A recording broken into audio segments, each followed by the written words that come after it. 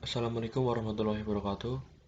Perkenalkan, nama saya Lutfi Risandi dengan NIM 18.11.0035. Dalam pertemuan 8 mata kuliah computing, di sini saya akan menjelaskan tentang keamanan data dan layanan. Pencurian data dalam teknologi cloud computing merupakan salah satu isu keamanan yang cukup besar. Ada beberapa cara untuk dapat mencegah hal ini dapat terjadi. Beberapa cara pencurian data dapat dilakukan dengan cara sebagai berikut. Pertama adalah denial of service, yang kedua ada cost violation, lalu ketiga ada IP spoofing, keempat ada port scanning, dan yang terakhir ada ARP just attack. Di sini saya akan menjelaskan satu persatu.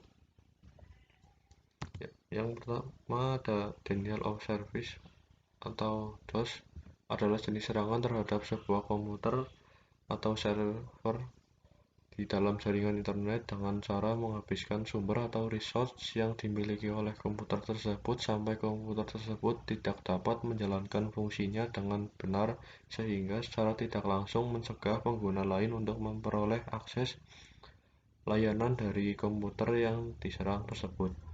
Contohnya ada serangan buffer overflow atau mengirim data yang melebihi kapasitas sistem, lalu ada serangan SYN atau mengirim data TCP SYN ke alamat palsu, lalu ketiga ada serangan trapdoor atau mengirim paket IP dengan nilai offset yang membingungkan, lalu ada serangan smooth atau mengirim paket ICMP bervolume besar dengan alamat host lain. Lalu yang kedua ada cost violation, adalah kemampuan suatu jaringan untuk menyediakan layanan yang baik dengan menyediakan bandwidth, mengatasi jitter dan delay.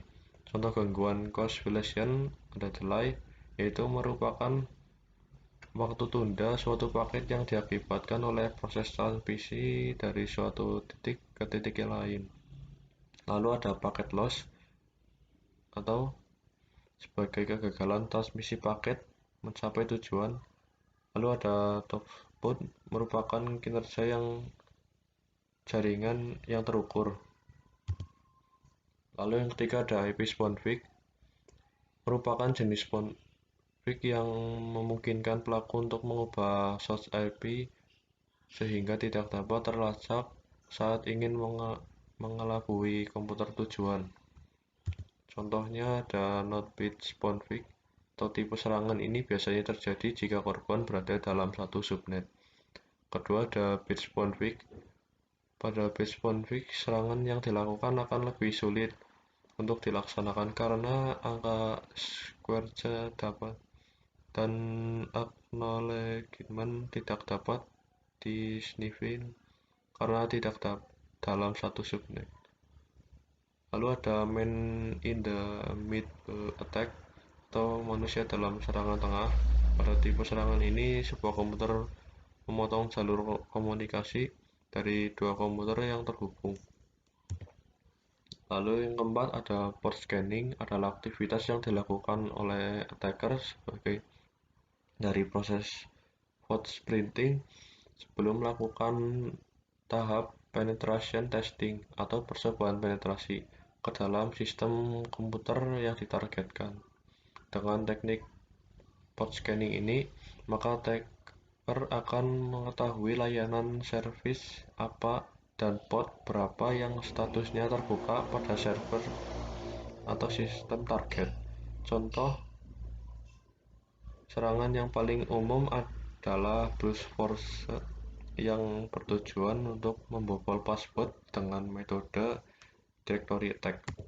Yang terakhir ada ARP just attack, merupakan teknik yang biasa dilakukan untuk menyerang sebuah jaringan. Contoh serangan ARP attack adalah memanipulasi paket ARP palsu ke jaringan sehingga tabel ARP tertimpa dengan ARP palsu yang dikirim oleh penyerang. Seperti itu, terima kasih sebelumnya. Assalamualaikum warahmatullahi wabarakatuh.